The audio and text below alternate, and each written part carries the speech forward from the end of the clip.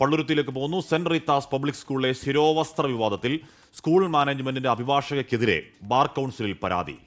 Advocate Vimala Binu bar കൌൺസിലിന്റെ ചട്ടങ്ങൾക്ക് വിരുദ്ധമായി പ്രവർത്തിച്ചുവെന്ന് ആരോപിച്ച് അഡ്വക്കേറ്റ് ആദർശ് ശിവദാസനാണ് പരാതി നൽകിയത്. ഏതൊരു അഡ്വക്കേറ്റും അവർ ഹാൻഡിൽ ചെയ്യുന്ന അവർ വക്കാലത്തെടുത്ത് ഹാജരാകുന്ന കേസുകളിൽ ആ കേസിനെ കുറിച്ചോ അതിൻ്റെ മെറിറ്റിനെ കുറിച്ചോ അല്ലെങ്കിൽ ഒരു ഡീറ്റെയിലും പുറത്തേക്ക് ഇൻ്റർവ്യൂവോ അല്ലെങ്കിൽ ഏതെങ്കിലും തരത്തിലുള്ള പബ്ലിസിറ്റി കിട്ടുന്ന രീതിയിലുള്ള ചർച്ചകളിലേക്ക് ഒന്നും പാടില്ല എന്നുള്ള വ്യക്തമായ നിയമം തന്നെ നമ്മുടെ advocates ആക്ടിലുണ്ട്.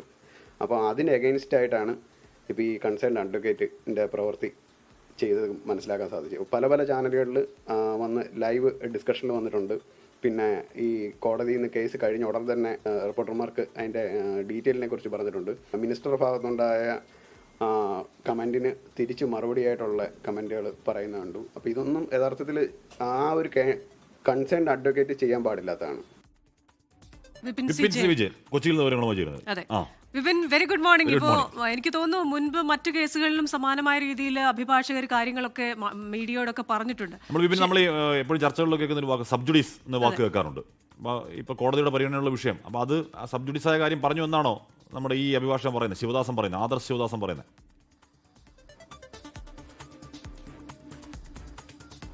Good morning Ashmi, Christina.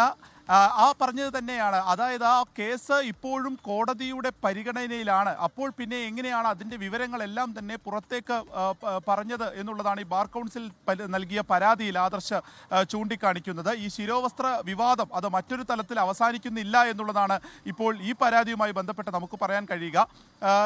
Bar council of കേരളയ്ക്കാണ് ഈ പരാതി നൽകിയിരിക്കുന്നത്. ഇനി അത് സ്വാഭാവികമായിട്ടും അവിടുത്തെ ഒരു ഡിസിപ്ലിനറി കമ്മിറ്റി ആ പരാതി പരിഗണിക്കുകയും അതിൽ എന്ത് നടപടിയെടുക്കണം എന്നുള്ളത് പറയുകയുമാണ് ഉണ്ടാവുക. ഇപ്പോൾ അഡ്വക്കേറ്റ് വിമല ബിനുവിനെതിരെയാണ് പരാതി നൽകിയിരിക്കുന്നത്. അതിൽ പ്രധാനമായും പറയുന്നത് ആ കേസിൽ അപ്പിയർ ചെയ്യുന്ന ഒരു അഡ്വക്കേറ്റ് ആ കേസുമായി ബന്ധപ്പെട്ട മെറിറ്റോ ഡിമെറിറ്റോ ആയിട്ടുള്ള കാര്യങ്ങൾ പുറത്തു പറയാൻ പാടില്ല എന്നുള്ളതാണ്. സ്വാഭാവികമായിട്ട് നമ്മൾ കേൾക്കുന്നതാണ് അത് കോടതിയുടെ പരിഗണനയിലാണ് എന്നുള്ളത്.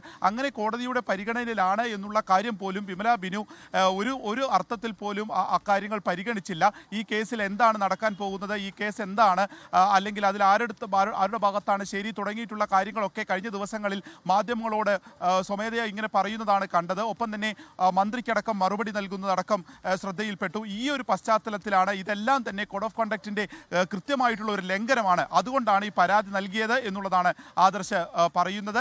മന്ത്രി അടക്കം പറഞ്ഞിരുന്നു മാനേജ്മെന്റിന്റെ അല്ലെങ്കിൽ സ്കൂളിന്റെ ഭാഗം പറയേണ്ടത് അവിടുത്തെ അഡ്വക്കേറ്റ് അല്ല, അവിടുത്തെ അഡ്വക്കേറ്റ് അവിടുന്ന് അവരുടെ അതിർത്തി ലംഘിച്ചുകൊണ്ട് പെരുമാറുന്നു എന്നുള്ളതൊക്കെ വിദ്യാഭ്യാസ മന്ത്രി തന്നെ പറയുന്ന ഒരു ഘട്ടത്തിൽ കൂടിയാണ് ഇപ്പോൾ ബാർ കൗൺസിലിന്റെ മുന്നിലേക്ക് മാനേജ്മെന്റിന്റെ അഡ്വക്കേറ്റിനെതിരെ ഒരു പരാതി ഹൈക്കോടതി ഒരു അഡ്വക്കേറ്റിന്റെ ഭാഗത്ത് നിന്ന് തന്നെ വരുന്നത്.